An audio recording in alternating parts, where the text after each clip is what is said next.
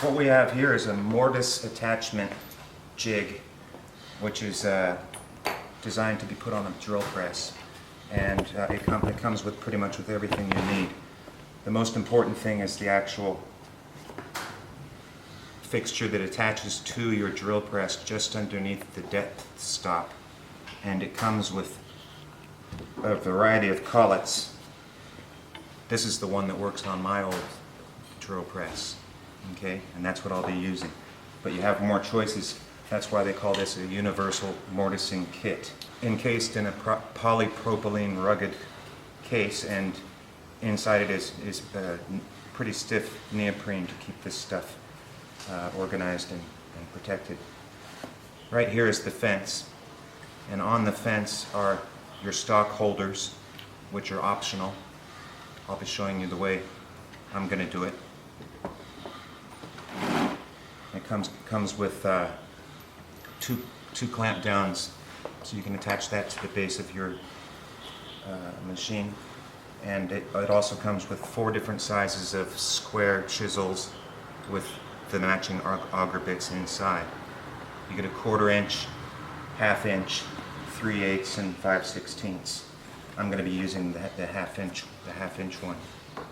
So let's go over to the drill press and see how this stuff goes on. The first thing I noticed when I was trying to fit this thing on my drill press was that my depth stop was way down here, just above the chuck, and it didn't give me any surface to attach the chisel holder. And I got lucky in that when I started cleaning it up, I figured out that there was a nut here, and I could loosen it off and tap it up to the position that I wanted. And there was also a retention spring here that I just didn't know. I think that was just meant for it not to fall off, and I discarded that.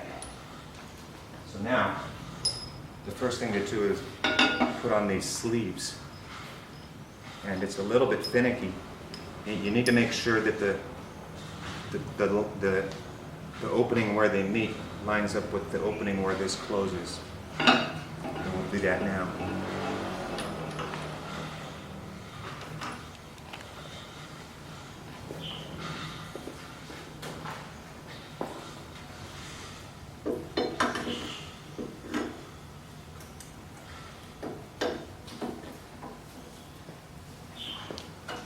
I'm really surprised. This machine is very, very old, and it actually works. Okay, you want to make sure that that's clamped down snug, because you do not want that thing to deviate. The next thing to do is put the fence on loosely. For now, I'm going to take my stock holders off and get this thing located.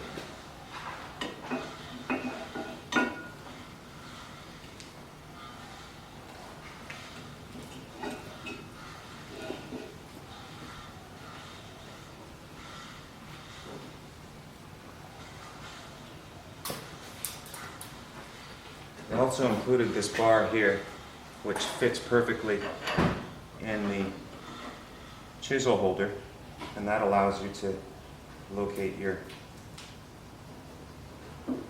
fence more accurately. And if this thing is really hard to get on it, it would also help you to press it on slowly. Okay, that's where I want to be. This lever is on a spring, so if you lift it up, it loosens up the bolt, and you can snug your square locator things that are underneath in place. And then when it drops that back down, that's where you get your leverage to tighten it. Okay. Our next step is to install this stop collar, and it mounts on a post that has a flat edge, and the flat edge is important in order for us to get a nice secure fit there, and that's pretty precise. Then this slips over the top, and that'll go down onto the top of your stock to hold it down and in place. Right now we'll leave it floating. The next thing to do is to put the square chisel in. Get a piece of stock down there.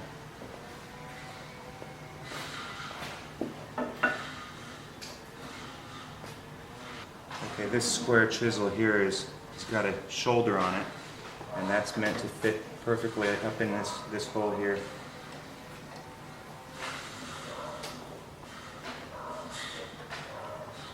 And snug up against the base of it.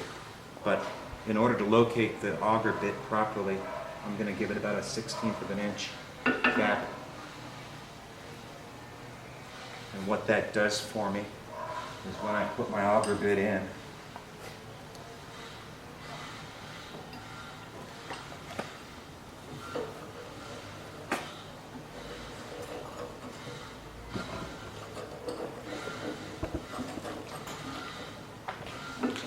I can get the wood underneath it.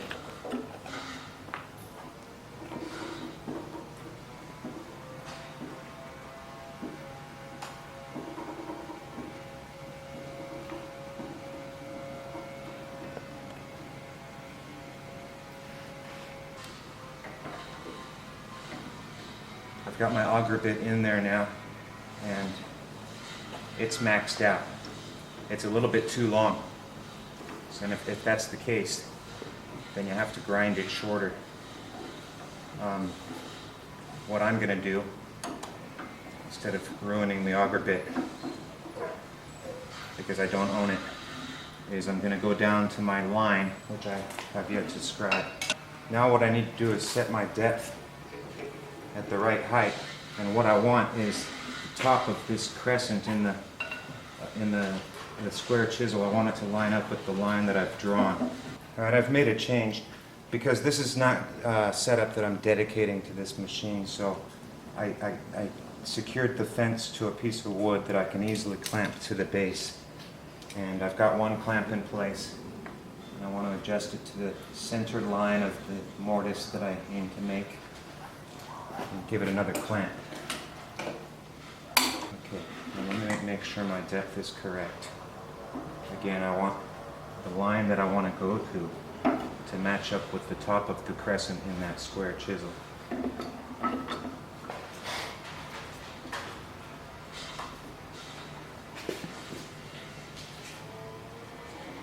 And it does.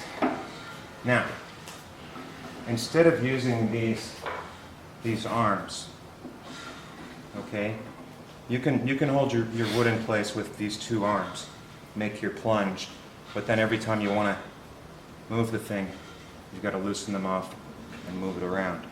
So what I'm going to do is clamp another piece of wood against it so it can slide freely. Okay? We'll get that done now. One thing I'll point out is that you want the edge of your square chisel to be square with the line that you're going to. And in my case, I got lucky. But you might have to undo it and tweak it a little bit and secure it again. And my last step before making our mortise is to clamp the baby down in place. Okay. Dry lube. Someone suggested on YouTube that dry lube is a good thing. Now that we're all set up, let's give her a run and see how she works.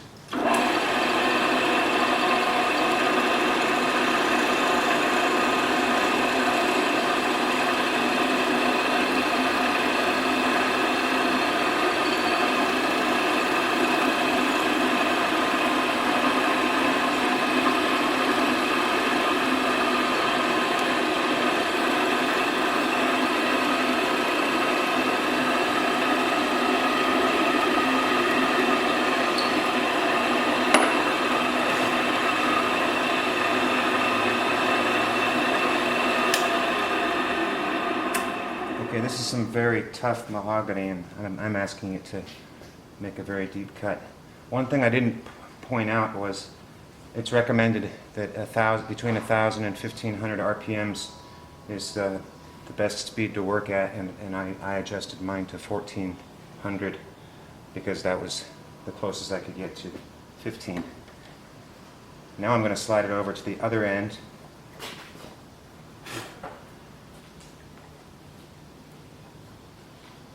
Find my line. and get that hole done, and then we can go through and clean up as we go. One important thing is to have the front and the back of the chisel contacting wood, but not to have a third part of it floating.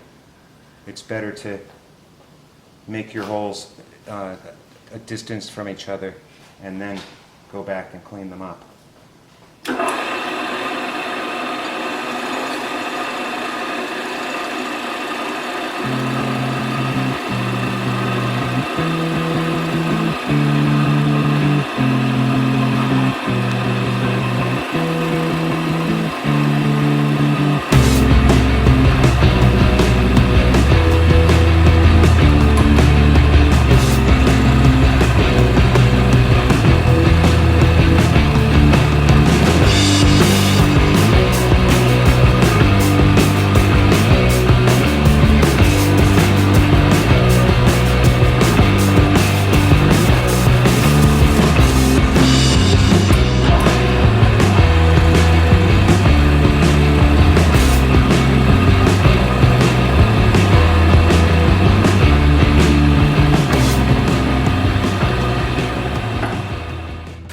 One more and we're pretty much there.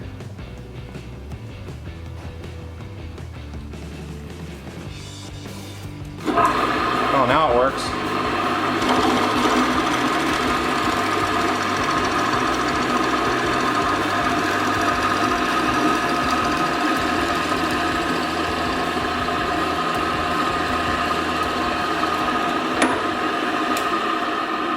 All right, let's have a look and see what we've achieved. To be honest, I've never used one of these things before. I've used a stationary machine and I've done them with routers and chisels.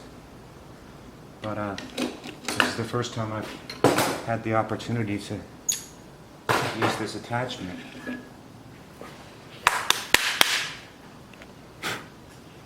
All right. I could have gone and made that cleaner, but time is money, and I'd say this little attachment is well worth the money. Thanks for watching.